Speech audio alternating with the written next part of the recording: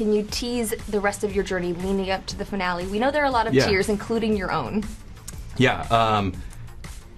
As the weeks progress, it gets more real and more real, and I think not only for me, but for these women too.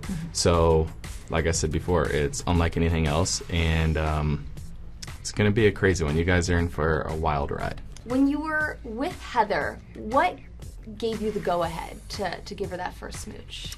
I think it was after our conversation at dinner. I think you guys saw, I sort of asked, I said, here's where I'm struggling with, this is where my hesitation is, and I think after having that conversation really helped, put both of our minds at ease and get out of our heads. And when you watched it back last night, what'd you think? I wish my first kiss would have been like that. I mean, I think that's like everybody's dream situation for their first kiss. It was something straight out of like a movie. Exactly. Yeah. It was really sweet because during your one-on-one with Cassie, you were saying that you're so attracted to her that you had this gut connection with her. How are you feeling about Cassie today? Today? I think after watching that back last night, I think you really realize what a one-on-one can do for a relationship. I think that's what I took away from it. I don't want to speak on any behalf of just one individual today, though. Because there's still 12 women. There are still 12 women, but even the girls were talking about your strong connection to Cassie. What was it like when you saw them talking about your dynamic with another girl? I mean, that's always the interesting part for me is hearing these women have these conversations that I didn't even know they were having. And, also just hearing them, sort of say, oh, it was obvious or this or that. And it's like, oh, I didn't realize it. I'm going through this for the first time trying to figure out, how to do it. And I don't know if there's a right or wrong way to do it. But when you had Cassie in your bed and your gut was telling you to go all in, how were you feeling in that moment? In that moment with her, I obviously felt good. I felt really good. And I think it was important for me just to share that with her. And you saw that happen last night. A bit of a shocking moment last night when Elise walked off the show. Yeah. And then later she was so emotional about it. Talk to me about living that moment when it was happening and then watching it back last night.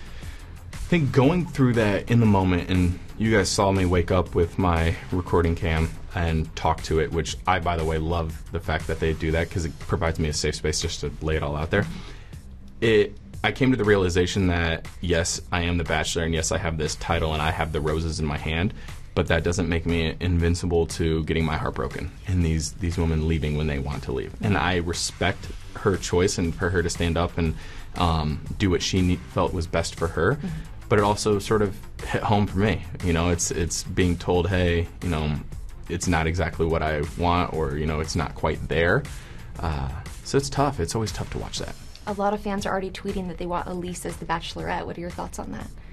I don't know if you watched last night if this format is exactly for her. Yeah. And I'm not saying that just to spite her. I'm just saying it's just a realistic, approach. It's a lot. It is a lot, and it took me, a couple shows, I guess, to get there and really realize and believe in it.